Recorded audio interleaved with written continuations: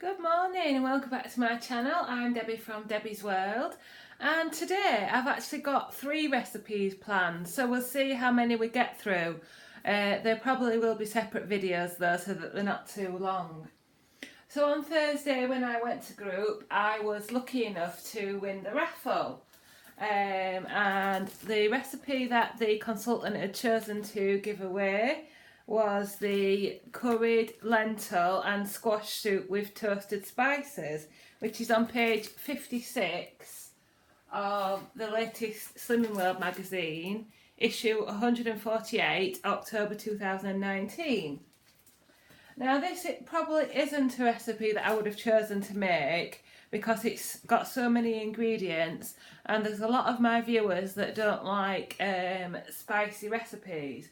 But as I have won all the ingredients, I'm going to give it a go, and I might as well vlog while I'm doing it. So again, it's the curried lentil and squash soup with toasted spices. Serves for free on the plan. It's a vegan recipe and ready in 50 minutes, although mine might be slightly different as I'm doing it in my Morphy Richards soup maker. So what you'll need for the recipe, and don't forget, you don't have to add everything. If you don't have everything in, don't go out and specially buy it unless you really want to try this soup. Just use what you have in. Although butternut squash and lentils are probably a must, but you don't have to add all the spices, you don't have to add the chilli, just add whatever you think to your taste. So 200 grams red split lentils. This will be really interesting because I have not eaten lentils since I was a child, and I really hated them because they were still hard.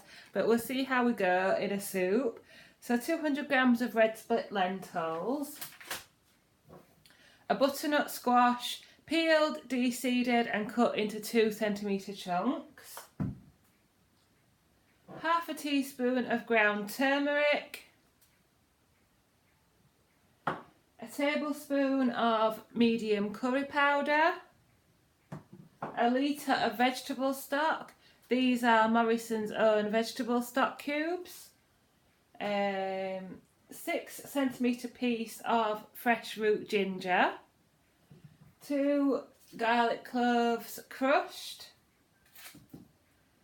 1 tablespoon black or brown mustard seeds. Well, Julie, my consultant, must only have been able to get hold of yellow mustard seeds, a tablespoon of cumin seeds, all the curry flavours going on, a tablespoon of coriander seeds, a green chilli, finely chopped to serve, juice of 1 lemon and some fresh mint.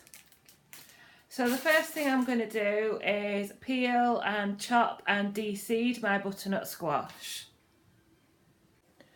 Right, so here's my Morphy Richards soup maker. Now I do think, although this does say a chunky soup, I think I'm going to make it entirely smooth, apart from the crunchy seeds on top. And if you're not using a soup maker, you'll obviously need to grate the garlic and ginger a lot finer than this, but my soup maker will do all the hard work.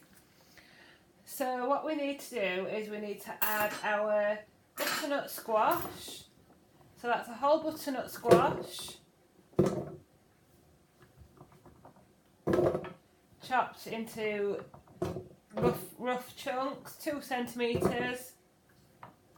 I will read out the instructions for not using a soup maker in a second. So there's my butternut squash. There's my 200 grams of red split lentils. Then I've got a few chunks of ginger. I've used about half. It says 6 centimetres, which I don't think it's quite that, but I think I'm going to make a fresh curry later, so I'm going to save my fresh ginger to put in my curry.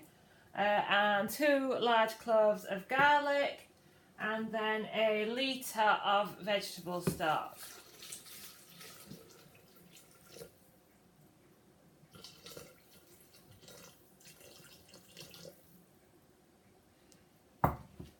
I'll add the rest in a minute. I need to stir it. So what it says is, if you're not using a soup maker, put the lentils, squash. Oh, I need to add, actually. I'll just go back to here.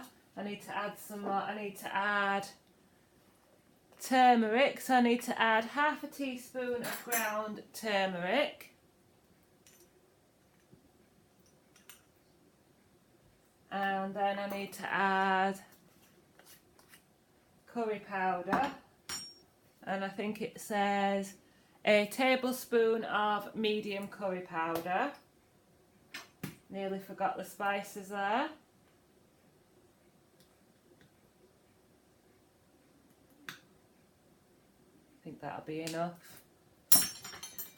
And oh, season. So it does say season. I was looking for that. So we'll add some salt and pepper.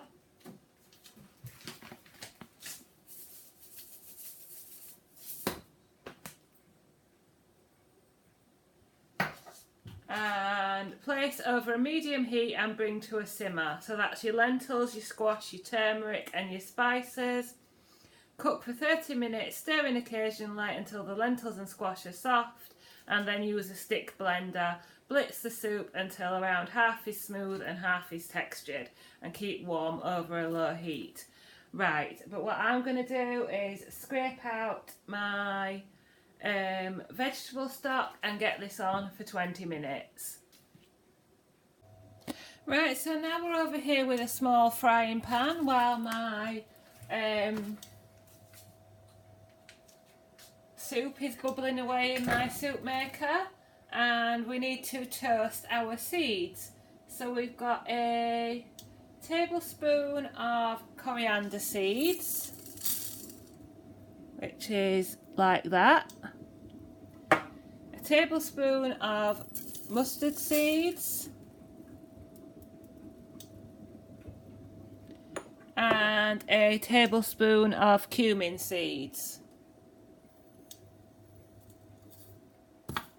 And you just want to fry those off for 2 to 3 minutes, shaking the pan frequently until fragrant and the mustard seeds may begin to pop. Alright, soup maker's got about 7 minutes to go, and I've got my toasted seeds. So again, that was cumin, coriander and mustard seeds.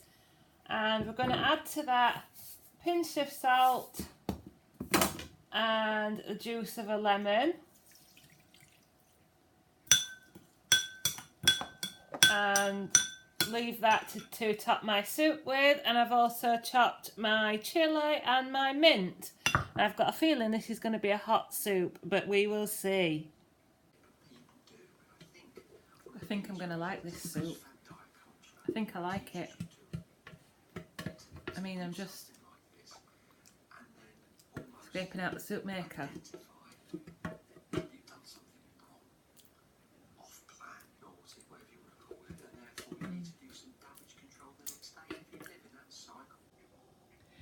So there we go. I have 4 portions of the butternut squash soup. They're about 400ml each, or 400 grams each. And when I am ready to eat it properly, I will come back and show you what it's like with all the seeds and chilli and things on top.